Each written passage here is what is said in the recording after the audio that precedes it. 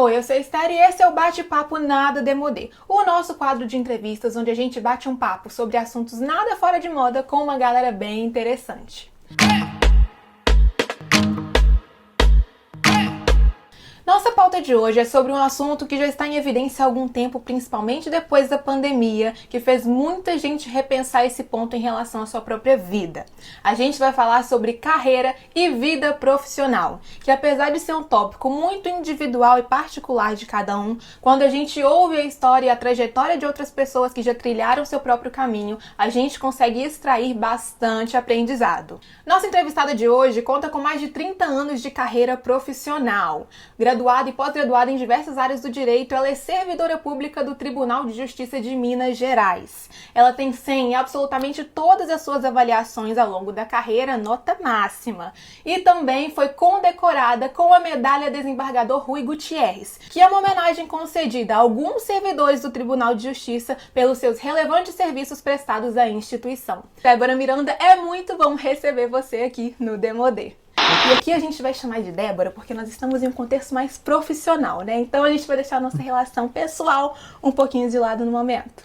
Débora, pra gente começar, a pergunta eu acho que é clássica de toda entrevista para que quem esteja assistindo possa conhecer um pouco mais o nosso entrevistado. Débora por Débora, como é que você se descreveria para quem não te conhece? Eu me descreveria como uma pessoa de bom senso. Eu acredito que muito na justiça, no senso de justiça das pessoas, mas acredito também na capacidade que nós temos de caminhar e crescer dia a dia. E a gente sabe que muitas das coisas que nos guiam são os nossos princípios, os nossos valores. Então, quais são os seus valores, os princípios fundamentais que te movem? Olha, o meu princípio fundamental é Deus.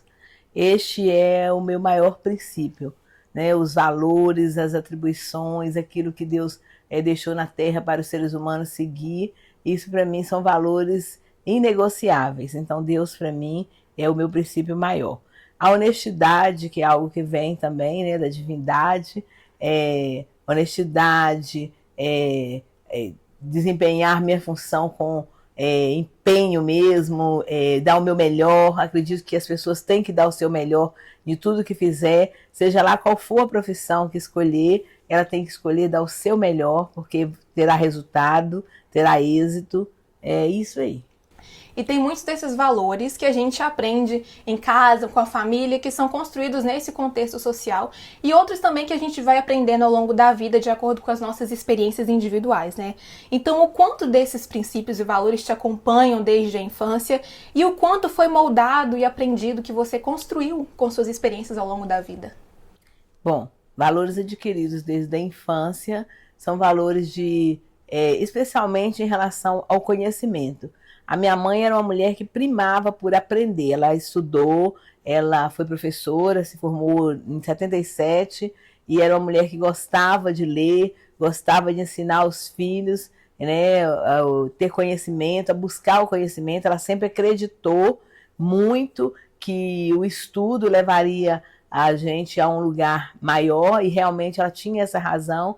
Ela incentivou a cada um de seus filhos a estudar e isso nos deu uma experiência vasta em muitas áreas de nossas vidas, e é isso aí. Agora, quanto ao longo da nossa vida, a gente vai trabalhando e vai observando as pessoas que cresceram nas suas carreiras. Tem pessoas que começaram com uma perspectiva, foram até o final, outras ao longo da carreira resolveram ficar onde estava, outras realmente gostavam daquilo que faziam e ali elas ficaram.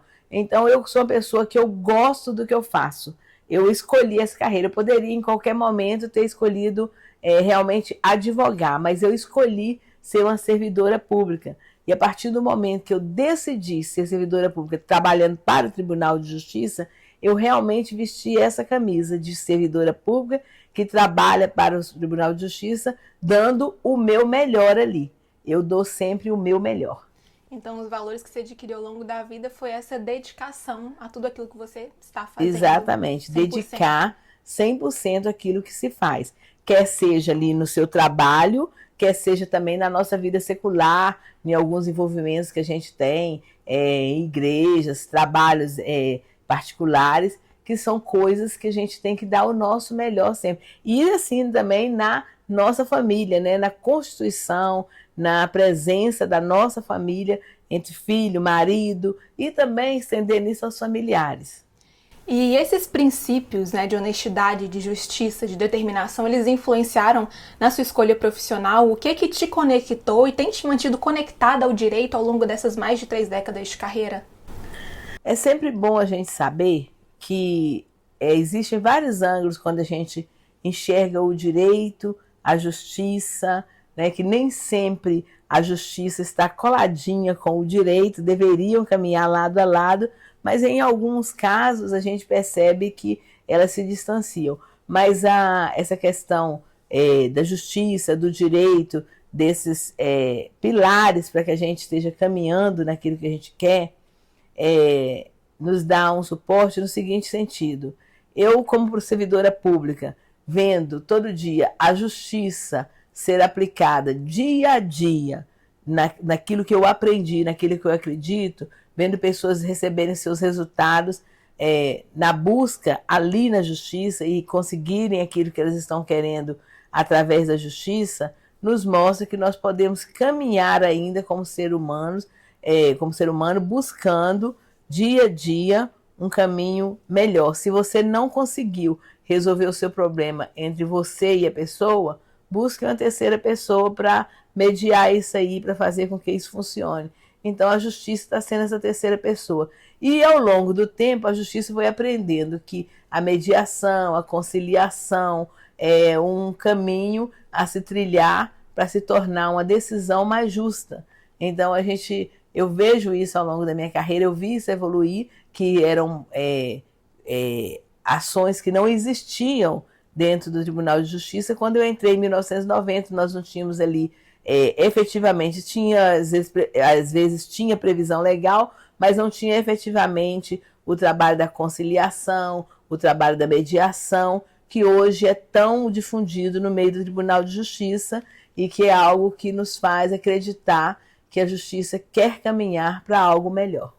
Então é essa vontade de mediar, de solucionar, né, que te conecta e te faz seguir em frente. É a vontade de ver o resultado, a justiça sendo feita. E esse caminho para você encontrar essa conexão, ele não foi um caminho certamente tão linear assim, né? Quando você saiu daqui de Valadares e se mudou para Juiz de Fora, quando você entrou na faculdade, você cursou 1 ano de uma graduação em outra área, até você ver que não era exatamente aquilo com que você se identificava e teve a coragem de mudar de ideia, de mudar de área, principalmente em uma época assim, mais antiga, 30 anos atrás, quando essa questão de mudar de ideia durante os estudos, de opção, não era uma coisa assim tão comum. E como é que foi para você fazer isso? Você acha que isso foi uma representação de muito autoconhecimento, de que você se conhecia muito para ter coragem de fazer isso? Ou isso, na verdade, foi o resultado de você ir se conhecendo ao longo do caminho? Na verdade, quando nós saímos do 2º grau, saímos muito jovens.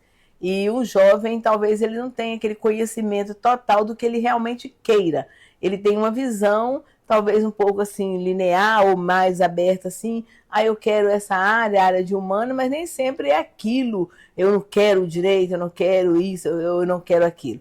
Então eu optei de início, eu queria ser jornalista e eu acho que eu tinha uma veia boa para isso. Seria fantástico. Mas ao longo do estudo de um pouco tempo, a gente foi vendo que talvez o direito fosse algo que falasse mais forte dentro da gente. Algumas contradições também encontradas logo no primeiro ano de estudo e fazendo algumas análises, a gente percebeu que melhor, o que mais falava mais alto ao nosso coração era o curso de Direito. Então fomos fazer o curso de Direito e ali a gente viu que realmente era aquilo que a gente queria, era o que eu estava almejando, é o que identificava-se comigo em uma situação maior. Então, quando você chegou no curso, você olhou e pensou assim, não, é isso, fechou todos os pontos, né? Isso que eu quero, é essa minha opção e não há outra opção senão o curso de Direito. Até porque o curso de Direito ele é um curso muito amplo, que ele nos dá liberdade para fazer diversas outras áreas. A pessoa pode optar pela magistratura, pelo promotoria, mas pode optar também pelo que eu optei, que é uma carreira no judiciário, que é uma carreira que eu me senti realizada, porque eu gosto do que eu faço. Hoje você atua como gestora.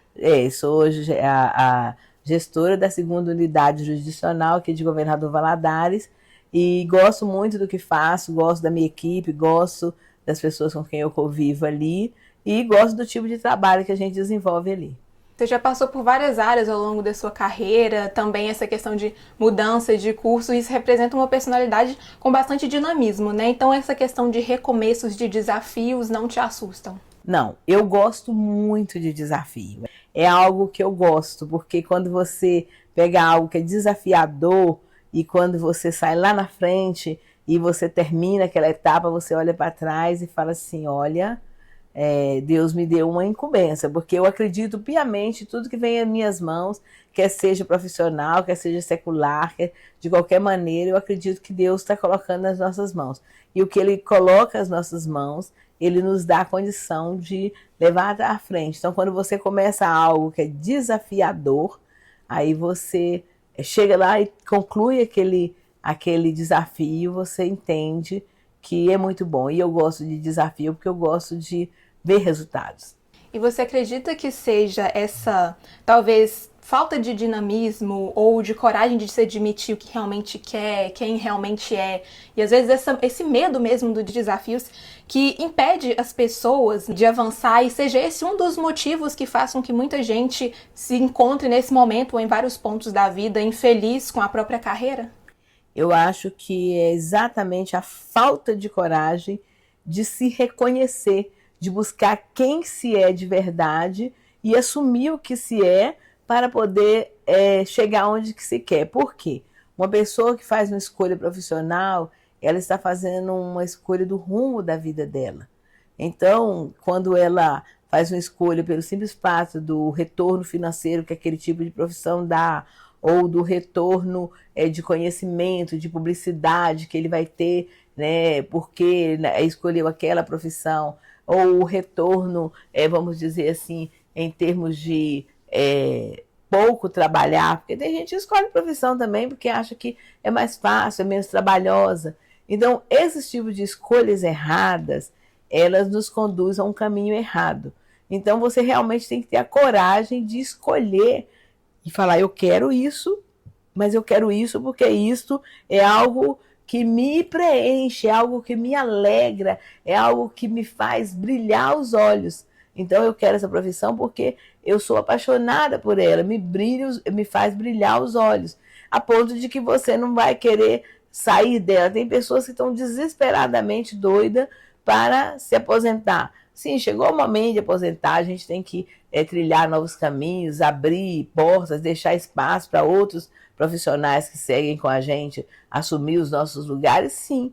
Mas você tem que sair porque é o momento, e não porque é um desespero, eu preciso sair, porque isso é desesperador, você deixou de amar aquilo que você queria. Não, você vai sair porque é o momento. Então, a gente tem que amar o que faz. Na verdade, o ponto-chave é você se conhecer para que você faça uma boa escolha profissional e ame aquilo que você faça, independente do retorno financeiro. O retorno financeiro também ele vem da alegria e da dedicação que você vai ter com a sua profissão.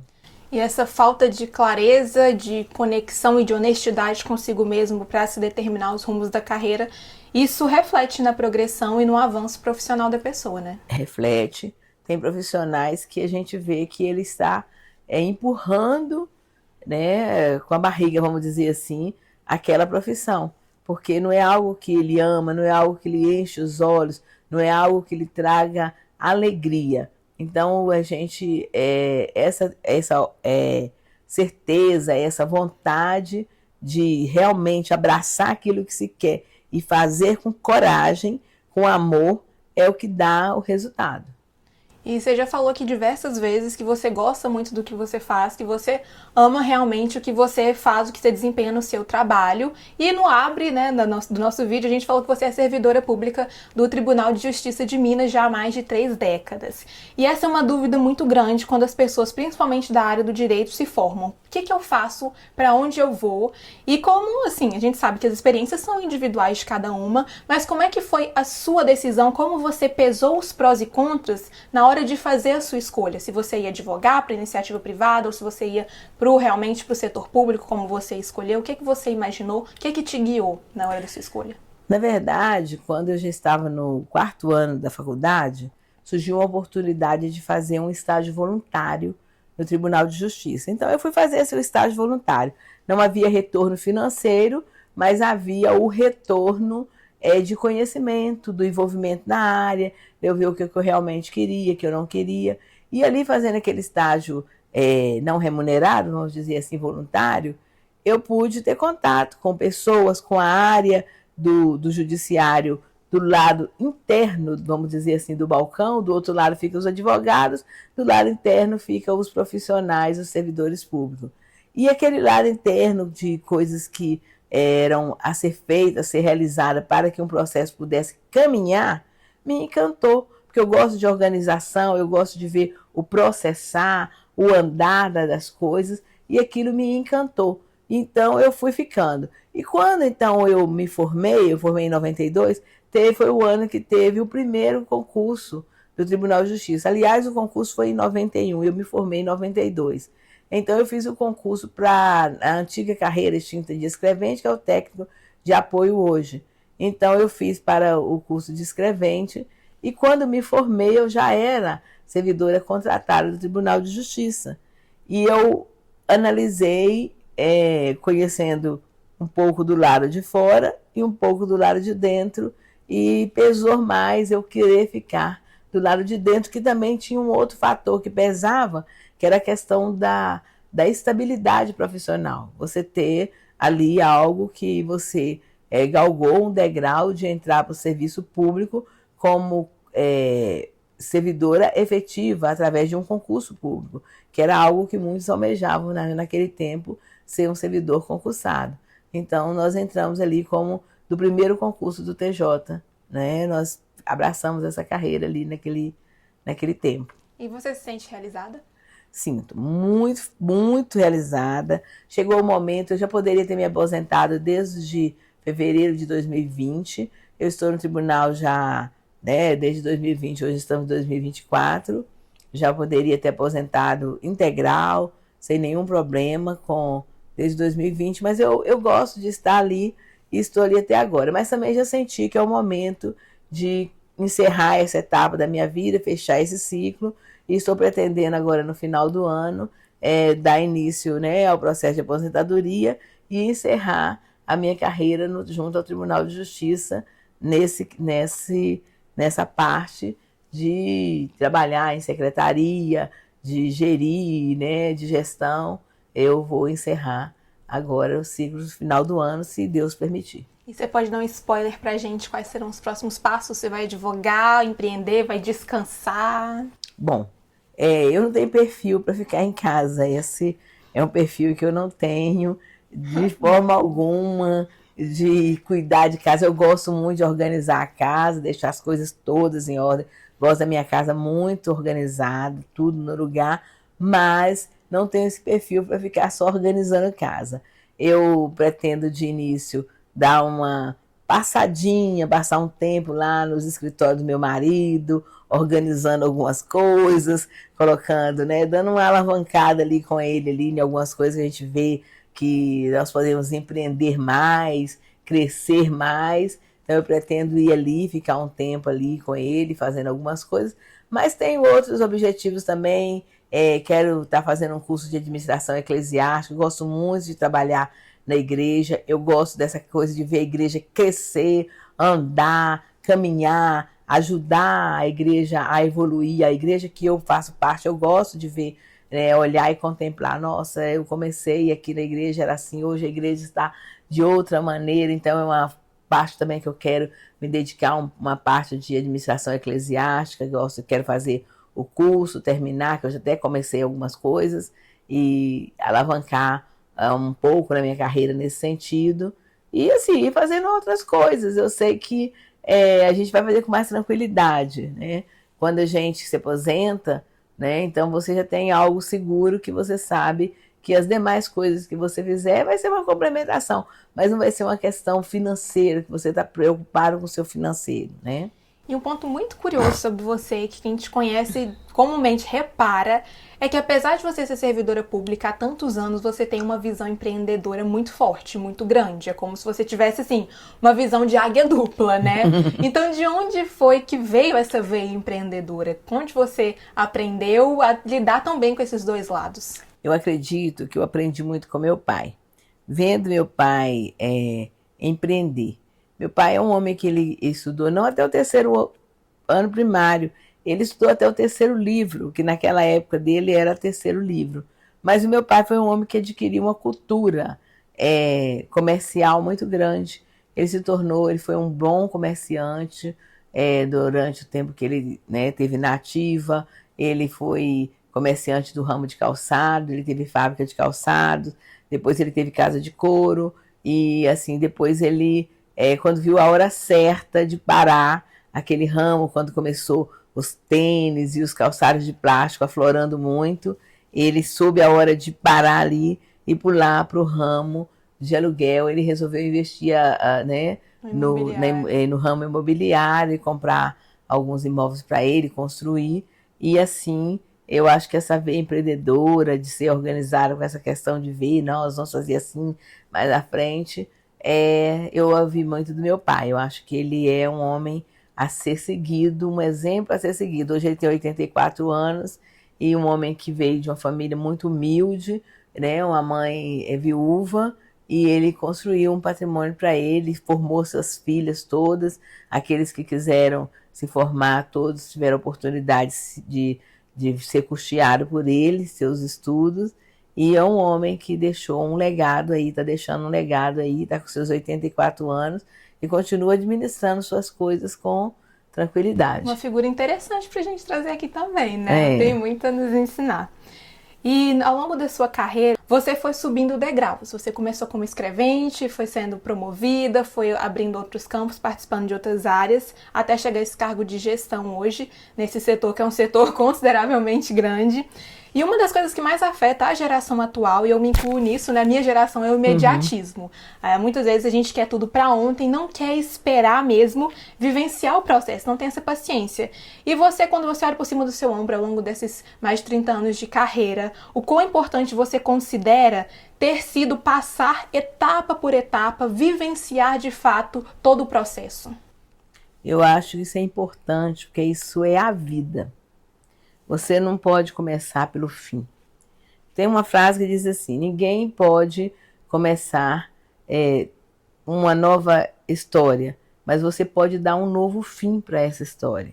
Então eu acredito muito nisso. Você pode começar algo e ir vivenciando, e subindo degraus, até você chegar onde você quer chegar. E quando você chega lá, você começa a olhar para trás e ver que realmente foi uma escalada. Isso é importante em todos os setores. Então você não pode começar chefiando se você não aprendeu a ser chefiado. Você não pode começar liderando se você não aprendeu a ser liderado. Você não pode começar algo pelo final. Você tem que realmente aprender. Então eu acredito que na minha carreira eu comecei assim, eu comecei como estagiária, fazendo serviço de estagiária, eu atendia o balcão da secretaria, eu anotava as fichas, eu anotava carga de processo, essas coisas. Depois me tornei servidora e fui para a sala de audiência. Eu fiquei 11 anos na sala de audiência, eu aprendi. Foi o meu maior aprendizado, foram os 11 anos que eu passei em sala de audiência, ouvindo testemunha, ouvindo parte, vendo sentenças, juiz prolatar a sentença ali na hora, e aquilo ali, né, e ouvendo deixar para depois. E então essa foi um aprendizado muito grande. Então, depois eu voltei para a secretaria, né, de dentro da sala de audiência, já com uma experiência bem maior. E às vezes a gente pegava alguns processos e a gente até imaginava no que aquilo ia dar.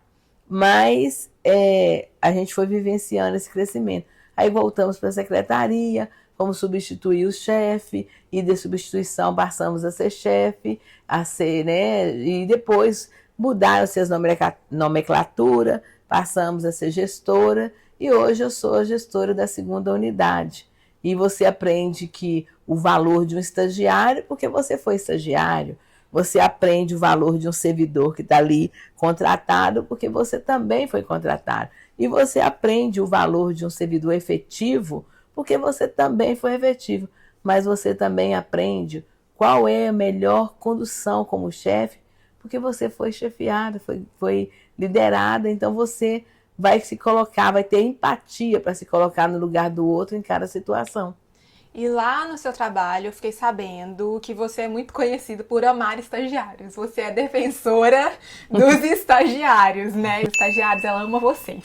E por que você gosta tanto de estagiários, sendo que muita gente fala, né? Se alguma coisa der errado, joga a culpa no estagiário, sua postura é o contrário. Você valoriza muito eles. Eu acredito que os estagiários, eles são preciosíssimos. Primeiro, eles nos prestam um serviço de muita qualidade, porque eles estão aprendendo. E essa vontade deles de aprender é interessante porque alguns, né, líderes escolhem colocar os estagiários num serviço como se eles fossem, vamos supor, um balconista para atender o balcão. Não.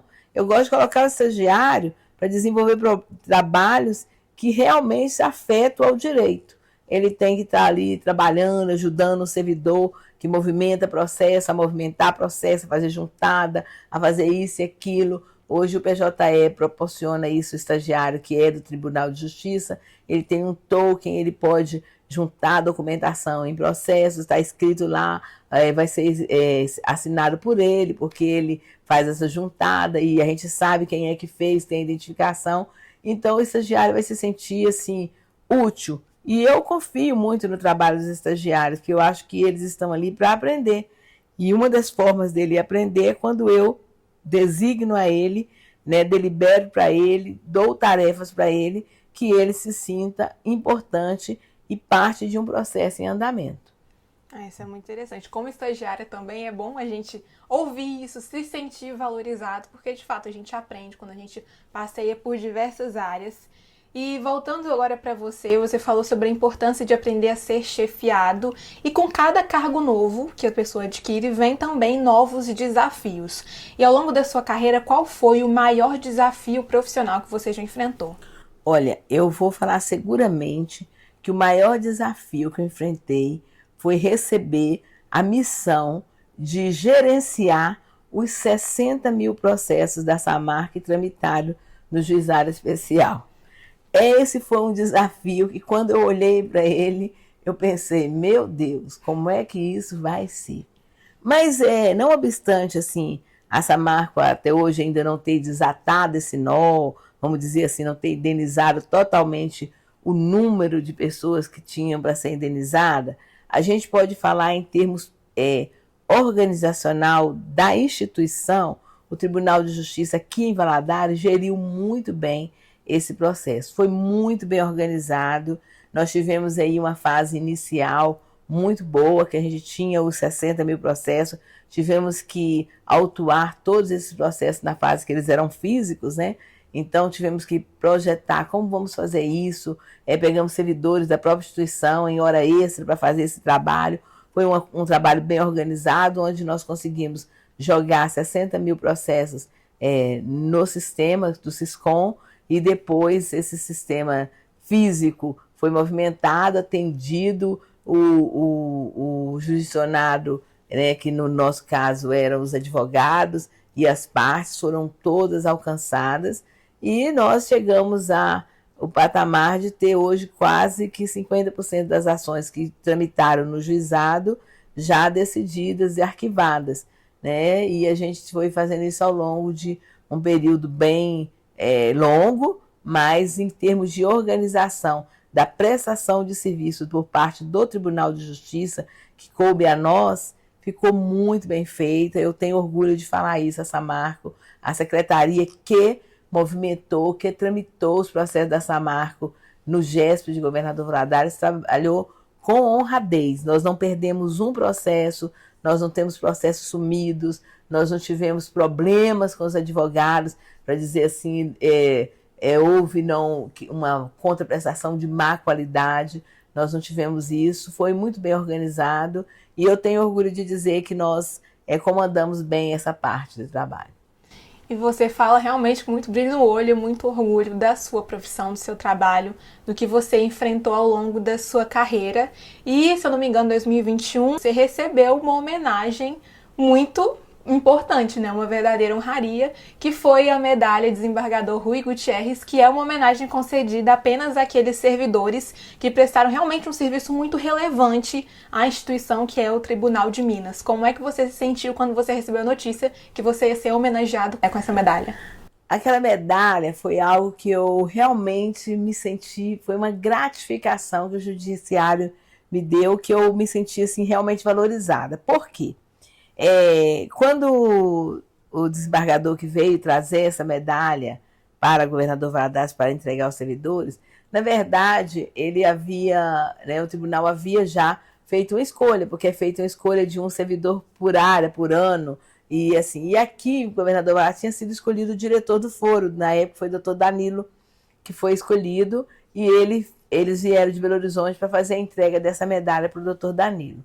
Mas ao chegar aqui em Valadares, o desembargador veio conhecer, né, as instalações e foi ao juizado, e lá ele conheceu o trabalho que era desenvolvido nos processos da Samarco, como eles estavam sendo movimentados, a quantidade de pessoas que tinham lá, quer dizer, tinham muito poucas pessoas trabalhando, mas o serviço feito de uma forma impecável, assim, como ele mencionou, pareciam umas prateleiras, parecia uma biblioteca, os processos organizados nas prateleiras e tudo muito bem feito, muito bem organizado, né? Eu tinha poucas pessoas na minha equipe, mas eram pessoas de muita qualidade. Eu tinha estagiária na época, Gabriela, tinha lá o Matheus, que era menor aprendiz, tinha lá outra estagiária, Rafaela, e assim, pessoas que dedicavam com muito carinho a fazer esse trabalho. E ali eles viram né, como era realizado aquele trabalho, então eles acharam que eu era merecedora daquela medalha pelo tamanho do trabalho que era feito ali, pelo volume de processo movimentado e pela organização do trabalho. Então, eu achei assim que foi um momento de justiça e assim de gratidão mesmo a Deus por ele ter mostrado para as pessoas o trabalho que a gente realizava, porque a gente realizou um trabalho com muito amor, foi feito com muita dedicação e nós obtivemos um resultado muito bom ali. E em face a tudo isso que você já passou, na sua trajetória profissional, nos degraus que você já subiu, teve alguma virtude sua que foi aflorada ou algum defeito que foi piorado? Como é que o seu lado profissional te moldou como pessoa? Olha, a minha virtude, eu acho que foi aflorada uma questão da empatia, de me colocar no lugar do outro. E isso eu vi muito, né? Vou lá novamente, na época da pandemia, quando a gente estava ali movimentando os processos da Samarco, os advogados com seus escritórios fechados, em sua maioria, sua totalidade, escritórios fechados, e nós, o Tribunal de Justiça, foi muito fiel aos seus servidores naquela época, porque nós não ficamos um mês sequer recebendo atrasado, recebemos todos os dias, todos os meses, e nós sabíamos que os advogados dependia muitas vezes do nosso trabalho, da expedição de alvarás para poder realizar, e foi um momento que eu pude ali ver aflorar o meu sentimento de humanidade, porque foi quando a gente mais se empenhou para né, expedir alvará ali na unidade. Nós fizemos a expedição de 11.600 alvarás na unidade Samarco, porque era o que estava tendo para os advogados movimentarem com seus escritórios fechados, os acordos da Samarco ali de 1.800 que estavam sendo feitos na época, e foram feitos muitos acordos, 11.600 acordos, e nós fizemos ali aqueles alvarás e pudemos atender a demanda de alguns advogados que estavam assim no sufoco, porque era lógico que tinha os advogados que já tinham seus escritórios consolidados e que passaram seus perrengues também, mas não na intensidade de alguns outros que estavam realmente precisando daquele dinheiro. E nós pudemos ali trabalhar com muito afinco e entregar um resultado dentro da pandemia de 11.600 alvarás. E você já citou em diversas respostas suas o amor pela profissão, o amor pelo que você faz. E no início, né, em uma resposta, você já até abordou uma pergunta que eu vou te fazer agora, que é sobre a importância de fazer o que ama. E atualmente a gente tem uma valorização muito grande desse discurso de faça o que você ama, trabalhe com o que você ama. Mas dentro disso a gente tem dois lados, né? Tem o lado de que é positivo, se a gente olhar pelo ponto de que profissionais que amam o que fazem vão encontrar soluções mais criativas e vão dinamizar o mercado, mas também tem um lado negativo, que é nem sempre o que a gente ama vai trazer um retorno que a gente espera, um retorno que é necessário para realmente bancar o estilo de vida que a gente tem, o estilo de vida que a gente quer ter. Então, dentro da sua visão, como é que você enxerga isso, dessa importância de amar o que você faz, né? Até onde isso vai? Bom, amar o que a gente faz na verdade, a gente tem que pensar assim, amar realmente o que faz. Quando você começar a amar o que você faz, você vai ter um retorno. Agora, nem tudo que a gente faz traz um retorno financeiro que a gente espera, né? Às vezes se espera muito e algumas pessoas entram em algumas profissões esperando ter um retorno financeiro de imediato. E às vezes esse retorno financeiro vai levar tempo, vai ser ao longo do tempo, ao longo de desenvolver. Então a pessoa tem que aprender realmente a amar o que faz, a gostar daquilo que faz e procurar viver dentro de uma realidade, pé no chão. O que eu faço vai poder me dar a vida que eu quero, que eu sonho? Se não, então comece a amar outras coisas. Comece a ver outras possibilidades e ver outras formas de se trabalhar para se amar aquilo que se está fazendo, para buscar um retorno que se espera. Que nem sempre o que a gente ama vai dar o retorno Vai que a dar o gente quer, mas a retorno gente pode aprender a amar o que a gente faz. Faz, exatamente. Nem sempre a pessoa que você ama é aquela pessoa que você deva se casar. Porque às vezes você ama aquela pessoa por N motivos. Ah, amei, passei, olhou, se apaixonou, às vezes não é nem amor, é paixão. E aí você quer aquela pessoa naquele momento. Mas quando você vai conviver com aquela pessoa, você vai ver que ela tem muito pouco a ver com você. Algumas profissões são assim, as pessoas podem olhar para elas e se apaixonar. Ah, eu queria tanto fazer isso. Mas quando efetivamente vai fazer, descobre que não é o que quer. Então, às vezes, o retorno financeiro também nem vem, porque a dedicação não chega a ser a necessária para aquele retorno vir. E com base nessa experiência toda que você teve, com os desafios que você já enfrentou, as vitórias que você também já comemorou ao longo da sua carreira, qual orientação, qual conselho você deixa para quem está começando a sua carreira agora, ou para quem está passando por uma transição de carreira, ou até mesmo para quem quer se manter na mesma carreira, mas ainda não está enxergando ela com tanta clareza, com esse olhar de realização? Procure não fazer comparações com outras pessoas, com outras carreiras. Procure a responder dentro de você mesmo. Isso é o que eu quero? É o que eu gosto? Eu estou dando o meu melhor? Eu estou fazendo com dedicação? Eu estou me empenhando? Isso me traz uma realização a ponto de eu brigar por aquilo que eu quero, de eu lutar por aquilo que eu quero? É isso mesmo? Será que eu daria um passo a mais? Eu andaria 1 quilômetro a mais por causa disso? Ou eu jogaria a toalha antes mesmo de ver o final da história? Olhar para isso com uma certa gratidão, né? Eu sou grato por isso que eu faço a Exatamente, ponto de me arriscar mais. Eu quero tanto, eu desejo tanto, eu tenho aquilo por objetivo a ponto de eu me dedicar mais. Abdicar de certas coisas, né? Porque existe renúncia. Um sucesso profissional, ele não vem de deitar no sofá e ficar olhando, é renúncia, é busca de conhecimento, é leitura, é enfrentar desafios, é olhar com um olhar desafiador para o desafio que chegou e você tem que ser maior do que o desafio para resolver. Então é tudo isso. Então não é só amar o que faz, é dedicar ao que faz para receber resultados.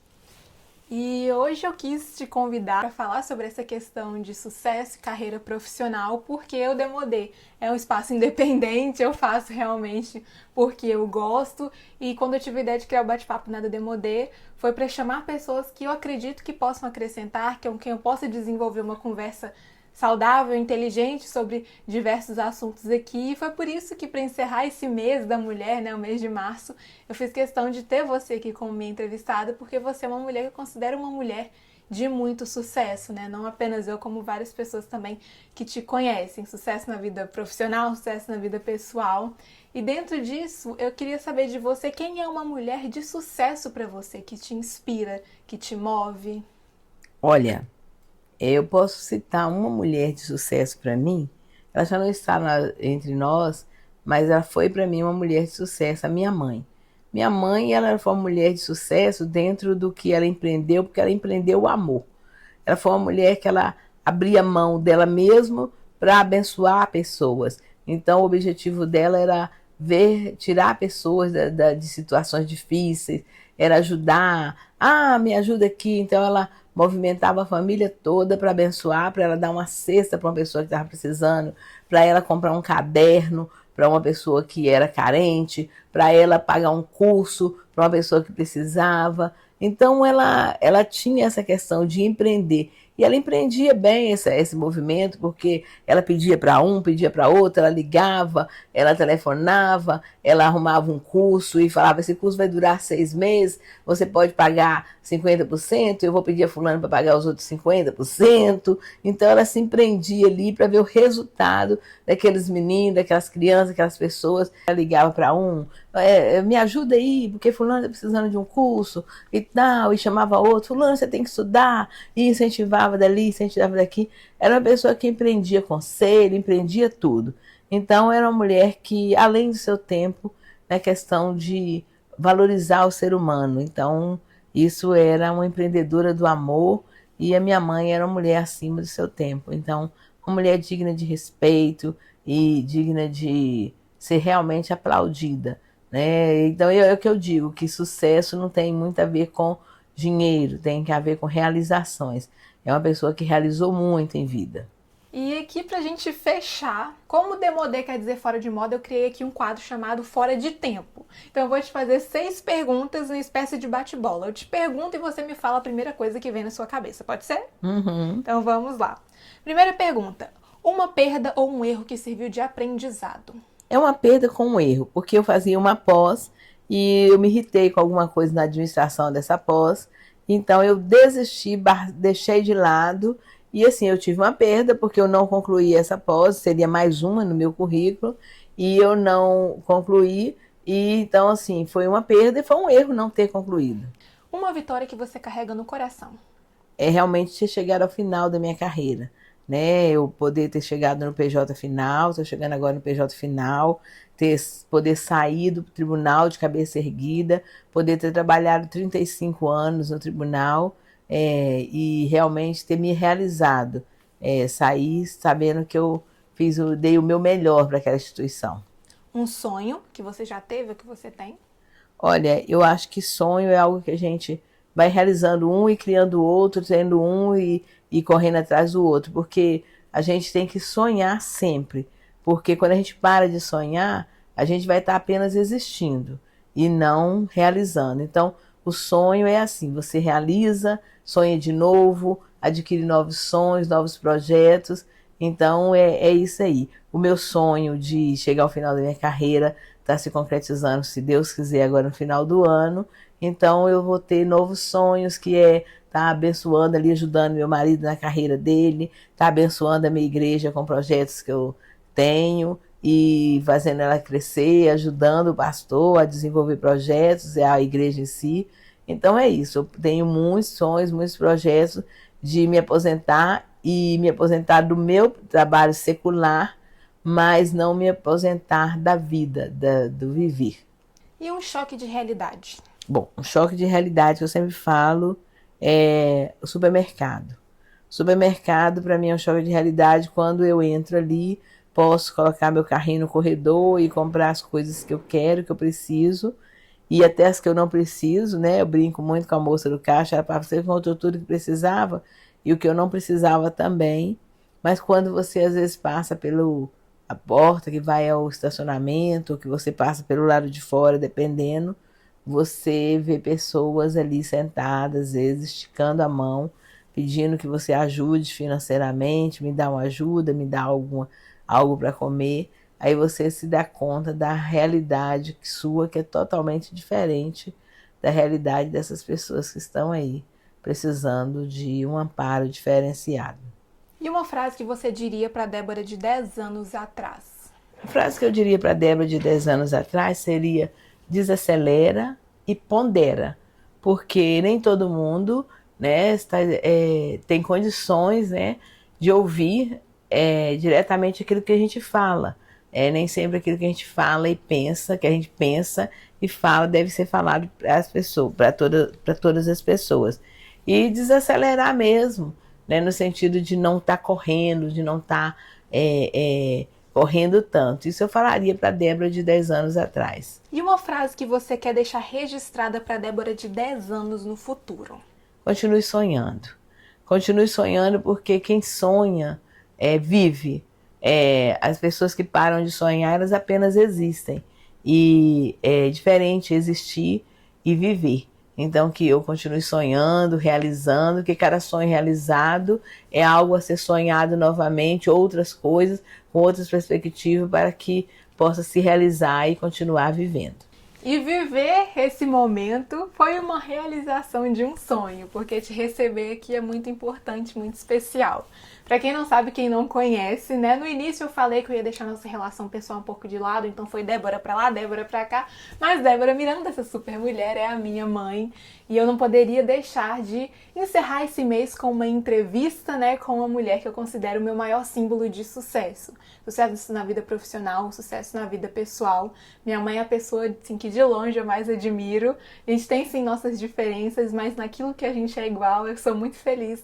E eu agradeço imensamente, né? Ela está sempre do meu lado, sempre me apoiando, e eu acho que isso aí é também o maior símbolo de sucesso, você querer ver outras pessoas ao seu redor crescer também, isso é muito importante. Então você sabe que o Demodé é meu sonho, o Demodé é meu filho, eu só choro por ele, sofro por ele, mas fico muito feliz também por cada pequena coisa que acontece por aqui, e te ter do meu lado, sorrindo junto comigo, sofrendo junto comigo, é muito importante. Então, muito obrigada por aceitar sentar aqui do meu lado, por participar disso comigo, ouvir você e ter você registrado na minha história é absolutamente importante. Eu que agradeço, Esté, e quero dizer para você que você continue sonhando, continue chorando, continue lutando pelo seu Demodé, porque sonhos são feitos para ser realizados, e realizado é assim, com empenho, com luta, com choro, com lágrimas, porque tudo isso tem valor. E é com chave de ouro que eu fecho essa entrevista, dizendo a você que, assim, eu tenho certeza que Deus vai abrir portas onde não tem portas, e você vai chegar muito além do que você pediu ou sonhou. Eu sou Esther Martins. Eu sou Débora Miranda. E esse foi o Bate-Papo Nada Demodé. Até o próximo.